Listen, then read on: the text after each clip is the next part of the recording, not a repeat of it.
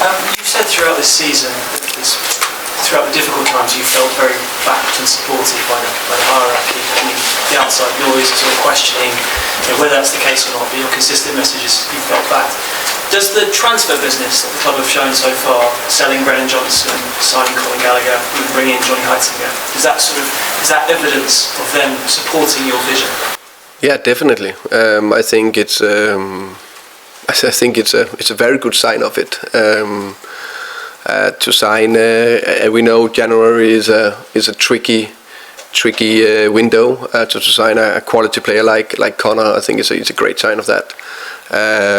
Also to sign John Heitzinger, that I think is a very skillful coach. That he believes in the project and the vision from the club in a moment where from the outside doesn't look as smooth, but from the inside looks a little bit more positive. But of course I'm very aware that we need even more consistent performances and a better result. I think it's a sign of that. Tottenham have so much to offer. I think some of the appointments we have done on the leadership, on the ball, with Rafi coming in as well, I think it's very positive of what kind of direction you want to go in. Just on Connor, he's got this amazing record, but I don't think he's ever been injured, which is really hard to believe given he's played 260 odd games, but it seems like it's true. Cue the Spurs fans instantly going, the Tottenham injury curse is going to strike. I mean, how much was his availability, fitness levels, amazing fitness levels, a factor in signing? Yeah, I don't think it is rocket science. I think a lot of clubs want to do that, but I think a couple of things you look at when you want to sign a player. You want, of course, key abilities that fit in the role you're looking for. Let's say an 8 position, you want a pressing player, arriving in box-to-box midfielder, technical abilities, scoring goals, whatever it is. Then you always like to have a 10 out of 10 character, and of course robustness is also a key area, and he ticks, I think, all 3 boxes in what we want. Touch wood. No, I'm not worried. just lastly, we talked about Nuno earlier. He obviously had a relatively short spell here. One of the things that he seemed from the outside to have a slight issue with was connecting with the fans. How conscious are you of having that connection with supporters? How important is that for a head coach to have with fans? Of course, it's important. I think it's very important. I think connecting is a key. I think I'm quite good connecting with people, actually. So that's one thing. But also know in football there's one way of connecting. That is winning. So when we start winning enough, and we also start I can create even more chances than we have done, which I'm not in doubt of. There is sign in the right direction of that. Then I'm quite convinced we will connect better and better. Not doubt that. I have no problem connecting with the fans. Every fan I meet, everyone that approach me is lovely, open-minded, positive. I know this. You can say it's not as easy to connect after a game if you lose and don't play that well. So all the interaction I have with Spurs fans have been top. I cannot praise them enough. I know they're super, super important for us. The thing we like to create together is, for example, unbelievable fortress at home. And when the fans are believing, backing us, doing everything they can, plus we need to perform, of course, then it's a fantastic feeling. Alice. Hi, Thomas. I think you mentioned, obviously, Johnny Heitzinger was centre-back, and I think you've said that one of his primary responsibilities will be helping the team on the defensive side. But I think he was also credited while at Liverpool with helping players like Ryan Gravenberch improve as a number 6. Obviously a lot of young kind of midfield players here as well. You encouraged and excited about how he can help the team in not just the defensive aspect, but around the team more generally? Definitely. I think it's just, when we split the responsibility to the 3 main assistant coaches I got in Andreas, Justin and now John, it's like defensively, offensively and set pieces. but all three have responsible for the overall team, all have responsible for the overall team game plan, overall principles, and the one-to-one interaction with players is one of John's key strengths. He's very good to connect, and he's also very good and direct. And I'm not sure you're aware, but there are some protests planned before the game. A couple of the listed reasons for the protests were transfer strategy and clarity on the director of football role. Obviously, active in the transfer window, just brought Gallagher in, and then I suppose a little bit more clarity on the sporting director role now that we know that Pragmatic is leaving for Fiorentina. Do you think the club is stepping in the right direction in terms of addressing some of those concerns from the fan base? I think, in terms of, you said the transfer direction, or what did you say? Transfer strategy. Strategy, yeah. No, I think we can only prove that by good signings and doing things the right way. And if someone is negative and there's a bad history or whatever it is, the only way we can prove it is by changing it. Of course, I can sit up and I can talk a lot, but we need to show it by actions. And that's what we're doing. And I just say behind the scenes, the strategy, the structure, the process in place looks good and looks like the real thing. But we need to just show it consistently. I think the Conor Gallagher signing was a good step in the right direction. This is a little bit off topic. I don't know if you saw midweek the Manchester City Newcastle game and issues with VAR with Semenyo's goal. Guardiola spoke after the game about his frustrations with VAR. I'm not sure we've heard from you actually. How do you feel about VAR, and if there's anything that you change about it, what would it be? I think I'm quite pragmatic, so the VAR will not go away. We need to live with it and embrace it. But we also need to improve it as good as possible. Of course, for whatever reason, 6 minutes is too long. It must be, and unfortunately, again, nothing is black and white. It should almost be a rule that after a certain amount of time, the on-field decision is the right one. Then the next question coming to mind, if it's a clearly technical issue, so the automatic offside is whatever wrong, and then you have another problem. But you need to also back the on-pitch refereeing. Welcome, Dave. Hi. I think we can all feel this apprehension around this West Ham game. Fans, it's obviously, I know you're not plugged into the media, but there's a lot of noise around this game.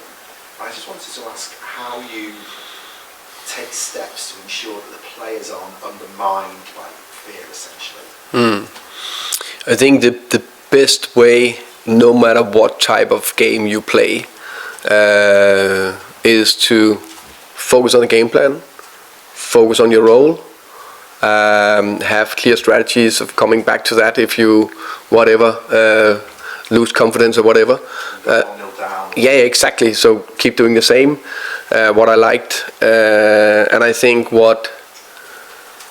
and that's why I'm saying again, not everything is perfect, but there's been some games in the season where it's not going to plan, where we looked very open or very not in sync. That's why I'm thinking that's why I'm referring to the last 6 games.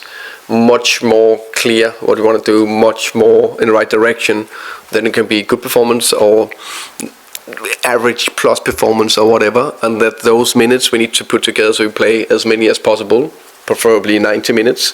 And again, the 2 good response from Bournemouth Villa is a sign that I'm sure they can cope with that if that should happen. The plan is to perform well and not going down 1-0 and just take it from the top. That would be nice. And in terms of the kind of attacking issues which we all know need to improve, I think that would definitely help the fans rally behind the team. Well, I don't know if you accept that, but my question is, are you looking at the data and statistics to kind of identify areas of concern or areas where you feel you can get upsides? Yeah. So we of course analyze every single game, looking with my own eyes and with the whole team behind it in what we would like to achieve. And then sometimes you need the stats as well, because you get some stats. For example, the deep run stats. We were bottom of that in the league, and that's a key thing. You need to run in behind if you want to score goals. That's a little bit down to types. That's a little bit down, of course, to training to enforce the message. And since that, the last 7-8 games, something like that, we gradually improved it more and more. So we have much more deep runs, and from being very low, now we are gradually moving up. So that's a key theme for us, that we keep doing that, because if you run behind and you play behind, you can score goals, and that's not necessarily a 60-yard pass. That can be a 10-yard pass. That can be everything. So that's the big thing. That's a big thing of scoring goals. So for example, that's a way to use the stats. And then of course it's keep working with our young players in Machitel and then Wilson to make them being more consistent, taking more of the right decisions. Kolo, I think he scored a great goal. Unfortunately, it was half a yard offside. Hopefully that gives him a little bit of confidence. Work very hard on that. Xavi, I think, looks better and better. The way he took the game in second half, I like that. So those are the 4 you can say right now we are relying on. And it's I think Machi is great signs. I think now Wilson scored, hopefully Kolo, so that hopefully help in that sense, and then Dom is coming back. Just finally from me, another statistic which I know I'm sure you put a lot of store by, these turnovers that you force them high up and which lead to shots or chances. You're again very low down on those metrics. I don't know if that's something that we are turning into chances, or we are winning the ball high. You're not forcing turnovers high up. Oh, I think we are quite good at that actually. But leading to shots and chances. I know we win it high. We're one of the best in the league. Okay. And then I don't know if there's a stat on that if you're leading to chances. But I just know, for example, the Villa game, I think 4 or 5 of our chances came from winning the ball high. So the goal was, for example, a counter press from Kolo, winning the ball, driving, playing I think I'm just Wilson. Premier League numbers here actually, so No, yeah, but also the Premier League numbers. I know we are good at winning it high. Maybe we don't create enough chances. That I don't know. Okay. Yeah. Craig. Yeah. Hi Thomas. I sat with you in the summer in Seoul. I don't know if you remember. Yeah. Upstairs in Yeah. And very nice it was too. That day there was a lot of enthusiasm. There was a lot of optimism with the season ahead. So I just ask, what would the Thomas Frank of today? What would you go back to tell the Thomas Frank of July? What advice or what warnings would you give him with what you know now? That's a good question. I think I've been pretty clear that it would not be straightforward. The first year, in many ways, is just not to talk too much about last season, but I think it's fair to say we are a bit of a transitional season, but in transitional season where we still need to perform.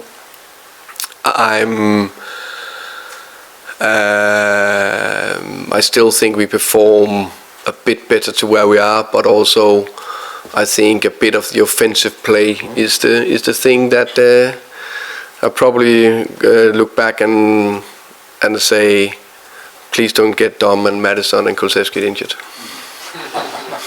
that possible? No, not possible. When we spoke to you that day, you actually gave a lot of insight into you, the man behind the manager. We spoke about your reading, your podcasts, your partying, enjoying a beer.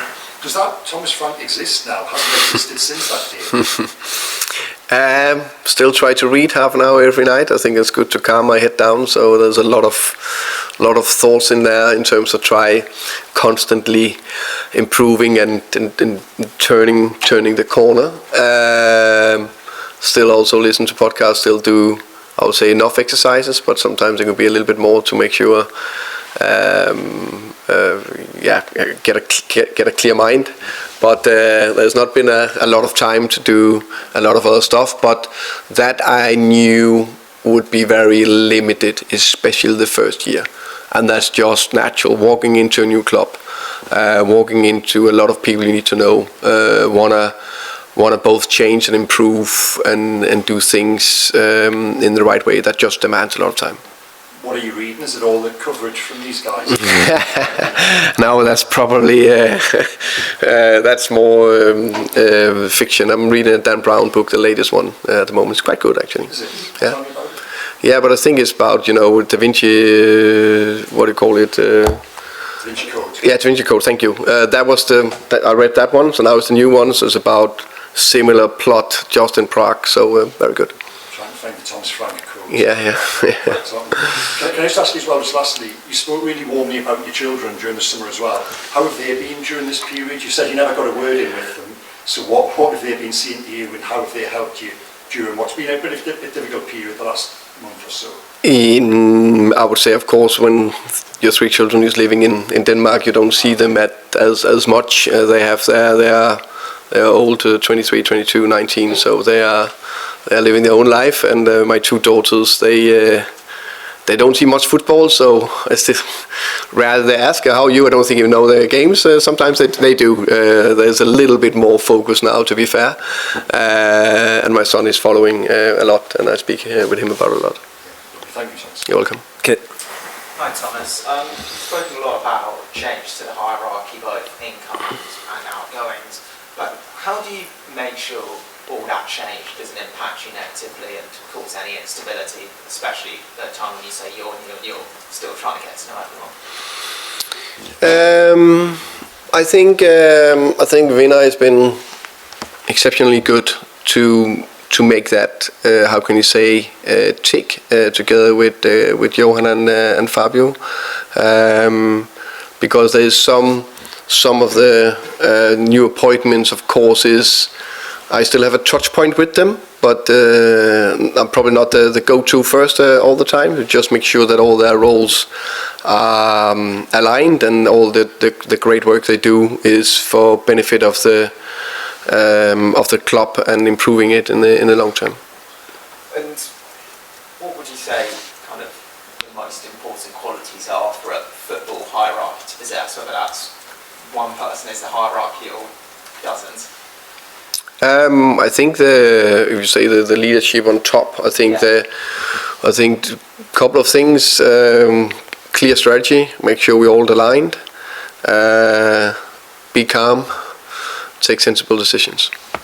And with Fabio obviously leaving the club at the end of the month, a really important month for the club in the transfer market potentially, just how do you make sure his impending departure doesn't impact any plans for January? But I think everything negotiated, of course, between Fabio and Vinay. Fabio, I spoke to him yesterday. So he's working very hard to make sure all his task is finished well and with top quality for Tottenham before he leaves. Thank you. Welcome. Finish with George, please. Hi Thomas, you spoke a lot about the kind of style of play and creating more chances. I guess with Connor, how does he help you do that? I think he's very good to end on chances, and also I think that to have a midfielder that can add with goals as well. I think it's a huge quality, because of course you always say that you need a striker that score 20 plus goals, but in reality you just need enough goals in the team. And these days, also it can be a winger that is the top scorer. So to have a midfielder that I think can add a good amount of goals in a full season, I think is huge quality, and especially his ability to arrive in the box or in and around the box, either from where we're banking teams in or from high pressure situations or whatever we talk about. He's very good at that, and as I say, I think he's a clever finisher. And what does his kind of signing do for Luke Spurgall and Archie Gregg, as people will see their minutes maybe shrinking, but can those two learn a lot of someone like him? Yeah, I think no doubt about that. I think any club you need enough competition and qualities. I think right now it's like we swap Rodri for Gallagher. And before that, both Lucas and Archie played a lot of minutes. So they are still in a great development, and I think they're doing a lot of things right. There's not a lot of 19 years olds who play in the central midfield in the Premier League. So that talks a lot about their quality, but also a little about how rare it is. And just finally, Dom Solanke being back in the squad last week, would give obviously everyone a huge lift. What can he bring? Obviously he's a brilliant player, but how can he really impact the way your team play? And I guess getting you playing better football that you're talking about. I think again, very unfortunate with Richie. I think he's done well. Someone told me that. I think 2 seasons ago was where there were 3 90 minutes he played. Last season it was 5 90 minutes. Now he played 12 games of 90 minutes. So he's done very well. And he also saw the stat of strikers in Premier League. Some Ikitiki and Isaac and was it Waldemade? What was it from? Yeah, Brentford. Yeah, I can't remember. But the rest haven't scored that many goals. And of course, Iago scored a lot of goals there. But the others have scored around 5, 6, 7, 8 goals. And Richard 7 or 8. So he's done very well.